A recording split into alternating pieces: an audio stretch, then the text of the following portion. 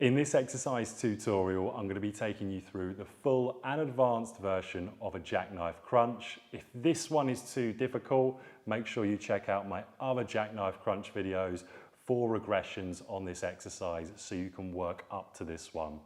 Now, firstly, this is a core exercise, works both upper and lower fibers of your rectus abdominis. And what we're going to do here, and the difference between a beginner version and this exercise, is we're going to be trying to keep the legs as straight as possible. Ultimately, you're going to be doing a leg raise and a crunch at the same time. And if you've got the flexibility, your hands will be touching your toes. And if, like me, you're not blessed with massive amounts of hamstring flexibility, you'll end up touching your shins. Now, firstly, you're going to lay back on the mat. And there's a common mistake I see even just in the start point of the exercise. So what I'm looking to do is I'll look to get my clients to have their hands above their shoulders. I want to make sure in this position there's no gap between the mat and their lower back. And if I find that as they're coming back with the shoulders, they start to really arch up with the lower back, I'll just make sure I pick the point in which I could see the lower back arching, and that will be their start position. So I always want my clients to be starting off with their lower back in contact with the mat. If you can come all the way back, brilliant, as long as, again, you can keep that lower back on the mat.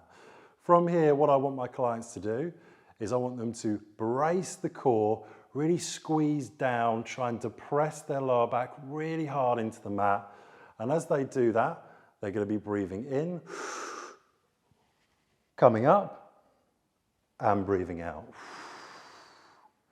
Breathing in, really pressing that lower back into the mat,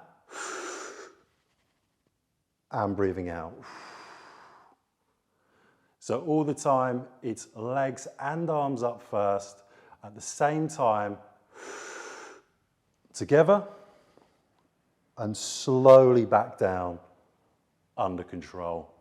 Don't let gravity take you down. And again, if you find that lower back's arching, you can always switch to one of the easier versions of this exercise by bending the knees more.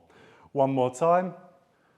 Breathing in, bracing the core, really squeezing the lower back into the mat, legs and knees completely straight. And as I'm breathing out, pushing the core still into the floor. That's how you do the advanced version of a jackknife crunch, and you would repeat that for your desired amount of sets and repetitions.